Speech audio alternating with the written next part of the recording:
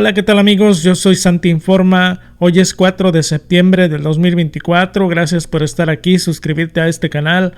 No olvides darle me gusta al video y compartirlo. Activa la campanita para que te avise cuando suba más videos con información importante.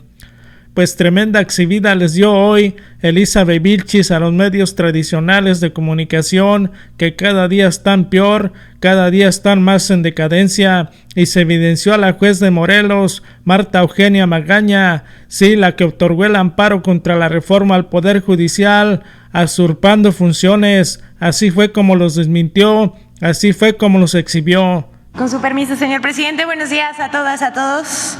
Esta es la sección ¿Quiénes quieren las mentiras de la semana? Hoy 4 de septiembre del año 2024 y vamos a iniciar porque es falso que con la reforma al Poder Judicial se inhiban o se pausen las inversiones.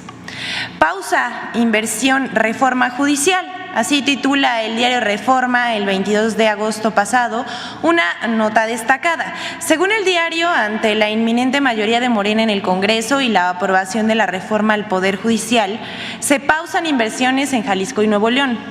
Reforma usa como fuente, una vez más, a su asociación favorita, México Evalúa, esta organización vinculada a Claudio X González y financiada por Estados Unidos. Según México Evalúa, se inhiben las inversiones por falta de certezas jurídicas y que esto tendría como consecuencia que estos activos salieran del país. Pero esto es falso. La reforma al Poder Judicial no frena las inversiones y existe además un clima de confianza entre los empresarios, tanto extranjeros como locales, para invertir en nuestro país.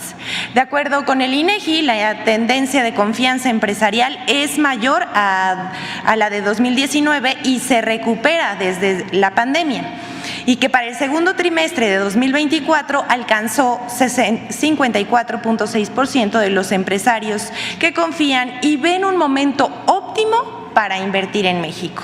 Aquí les dejamos una infografía donde se muestra que México es el 9º destino de inversiones en el mundo, según un informe de junio de 2024 de la Conferencia de la ONU para el Comercio y Desarrollo. Miren, vamos a ver en la pantalla que México ocupa el 9º lugar entre los 20 países más atractivos para inversiones. La campaña de datos falsos y tergiversaciones, mentiras, en contra de la reforma al Poder Judicial, ya sabemos que va a continuar y seguirán inventando. Ya no tienen el mismo efecto, pero no está de más desmentirlos. Vamos con la siguiente, que seguramente ustedes vieron circulando por montones ayer en redes sociales, y vamos a aclarar que es falso que en la Ciudad de México se elimine la propiedad privada. El pasado martes 3 de septiembre por la mañana se desató un nado sincronizado de mentiras en contra de la reforma a la Constitución de la Ciudad de México en materia de propiedad privada, pública y social, en la que se repitió por todos lados que con la entrada en vigor de esta se desaparecería la propiedad privada en la Ciudad de México y que los dueños de casas, departamentos o terrenos estarían obligados a entregarlos al gobierno o bien la administración podría expropiarla. Pero todo esto es falso. Sin embargo, vamos a ver en la pantalla quién se unió al nado sincronizado, porque en primera fila Sergio Sarmiento, Agustina Tonetti, Pascal Beltrán del Río, David Páramo, Lili Telles, entre otros, armaron un escándalo en redes sociales y grupos de WhatsApp para intentar engañar a la gente. Y ahí les va. Esta es la quinta vez que en esta sección desmentimos este bulo. No se cansan de intentar engañar al pueblo de México. Primero hay que decir que la reforma fue votada por unanimidad, es decir, por todos los legisladores presentes de todos los grupos parlamentarios: Morena, PT, Verde, Mujeres Demócratas, PRD, PRI y PAN. La nueva reforma en materia de propiedad establece como principio la propiedad privada, pública y social, en los mismos términos del artículo 27 de la Constitución Política Mexicana, que es garante de la propiedad privada. ¿Cuál es el objetivo de reformar la Constitución de la Ciudad de México? Pues es buscar un desarrollo justo, armónico y con acento social en la ciudad. En ningún lado dice que se expropiará la propiedad privada o que la gente no pueda adquirir más de una propiedad. La reforma es para que se reconozca no solo la propiedad privada, sino a los regímenes de propiedad pública y social. Esto incluye a las comunidades y a los ejidos. Así que es falso que pretendan desconocer la propiedad privada, porque la Constitución Federal sí la reconoce de manera expresa, y pues sería un despropósito reformar la Constitución de un estado o de la Ciudad de México si no va acorde a la Constitución, a la Carta Magna. Pero bueno, ya sabemos que así se las gastan, hasta vuelven a revivir la mentira de que quieren acabar con la propiedad privada reformando un supuesto artículo 139. ¿Se acuerdan que en campaña, en febrero, marzo más o menos, esta noticia corrió también por Telegram y WhatsApp como pólvora? Ellos decían que se quería reformar el artículo 139. Pero también les decimos que el pequeño detalle es que la Constitución mexicana solo tiene 136 artículos. Es pura chapucería. No son serios, son mentiras ya burdas. En cualquier caso, la reforma en la Constitución en la Ciudad de México protege la propiedad privada, así como la propiedad pública y la propiedad social, aunque quieran inventar cualquier cosa. Pero vamos con la siguiente, porque esa es muy interesante exponerla. Fue la primera plana del Economista y bueno, ellos tienen una visión bastante pesimista sobre los empleos. El 3 de septiembre, el diario El Economista publicó a 8 columnas: generación de empleo cierra el semestre con saldo negativo. Comunicado que se ha perdido, ellos comunican que los empleos se han perdido en este año, lo cual no es verdad, sino al contrario, como hemos visto en las últimas semanas, que los desmentimos porque o tergiversan los datos o mienten deliberadamente, como en este caso. Primero hay que decir que el reporte del Instituto Mexicano del Seguro Social de julio sobre puestos de trabajo afiliados al IMSS señala que entre enero y julio de 2024 se crearon 307,402 nuevos empleos. Los empleos formales crecieron 1.7%. Y de julio de 2023 al julio de 2024 se crearon 446,000 puestos de trabajo más o menos el 2%. Más que en 2023. A lo largo del sexenio se han generado un promedio de 400,000 empleos por año promedio. Así lo informó el presidente Andrés Manuel López Obrador en su sexto informe de gobierno el domingo pasado en el Zócalo de la Ciudad de México. Además, estos datos se complementan de la Encuesta Nacional de Ocupación y Empleo del INEGI, según la cual al segundo trimestre del 2024 la tasa de desocupación se ubicó en 2.7%, la más baja en el mismo trimestre de los últimos 7 años. Por el otro lado, la misma encuesta registra que la población ocupada superó los 59.3 millones de personas y comparado con el mismo trimestre de 2023, se incorporaron a la ocupación y empleo más de 805,000 mexicanas y mexicanos. México ocupa las tasas de desempleo más bajas del mundo. Y aquí vamos a ver otra gráfica. La comparación con otros países, México es primer lugar empatado con Japón en tasas de desempleo, con información de la OCDE a julio del año 2024. Aprovechamos, nos dan la oportunidad los medios que mienten para exponer la información que permita, por el contrario, exponer los logros del gobierno encabezado por el presidente de México, Andrés Manuel López Obrador. Las cosas andan muy diferentes de cómo publican estos medios corporativos. Vamos requete bien. Y hasta aquí el recuento de las noticias falsas de la semana, pero hay dos temas más. Ustedes saben que en la campaña en contra de la reforma judicial, la oposición y algunos grupos oligárquicos creen que se vale todo.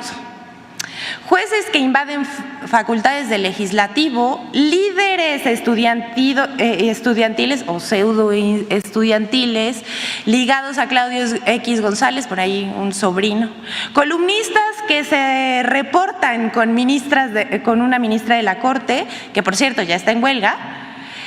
Vamos a exponer a los agoreros del desastre. Y bueno, esto solo es el inicio, porque vamos a ver lo que se acumule.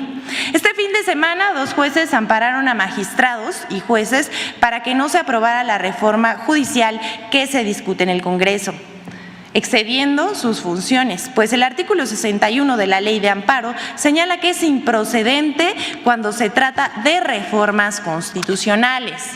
En primer lugar, tenemos aquí a la jueza Marta Eugenia Magaña, titular del Juzgado Quinto de Distrito en Morelos, quien el pasado sábado otorgó un amparo a trabajadores que impugnaron el dictamen de la reforma judicial que aprobó el lunes pasado la Comisión de Puntos Constitucionales de la Cámara de Diputados. Y hay que, dicho sea de paso, la madrugada, más o menos alrededor de las 4 de la mañana, se aprobó el proyecto en lo general. Enhorabuena para el pueblo de México, esperemos la discusión en lo particular, pero regresemos a la jueza Marta Eugenia Magaña. El fallo de la jueza implica que dicho proyecto en lo particular no podrá ser discutido y votado por la Cámara de Diputados de la nueva legislatura, es decir, esta jueza pretendió invadir atribuciones del Poder Legislativo, pero le decimos es improcedente. La jueza es muy cercana, aquí lo vamos a ver, miren nada más esto, a la ministra Norma Piña, como consta en sus redes sociales, y apoyó, me pasan la anterior por favor, apoyó abiertamente a la candidata del PRIAN a la presidencia de la República, Xóchitl Gálvez. Aquí lo vemos, ¿me pueden pasar por favor? Hoy va por México, dice la jueza imparcial. ¿Cómo ven eso? También vamos a volver a las fotos, porque es amiga de la ministra Norma Piña. Vean nada más, con sus piñitas ahí en sus playeritas. Qué graciosas, Dios las hace y ellas se juntan, ¿no creen? Aquí las vemos juntas, casi abrazaditas, cachete con cachete. Incluso la jueza aquí nos muestra varios atuendos con su piña en la playera. ¿Por qué será? Miren, más allá de esto, a que pues claramente no es una jueza que se rija por el principio de imparcialidad, no es la primera vez que esta jueza hace uso de su investidura para torcer la ley. En abril de 2022, la jueza Magaña dictó una sentencia para pagar en un plazo de 48 horas más de 37 millones de pesos y la restitución del servicio de recolección de basura a la empresa PASA sin considerar repercusiones sociales y financieras del municipio. En ese momento hubo un comunicado también de parte de la presidencia municipal, porque esto era un daño al erario, no se podía solventar, pero la jueza le dio la razón a la empresa. Ya saben, lo que no suena lógico suena metálico. El otro caso, dejando un poco a Marta Eugenia Magaña, jueza de Morelos, es el de Felipe Consuelo Soto, juez tercero de distrito de amparo y juicios federales en Chiapas, que otorgó el amparo, del que hablábamos en un inicio, y dictó como medida cautelar detener la aprobación de los congresos de los estados de la reforma constitucional del Poder Judicial. Pero tampoco procede.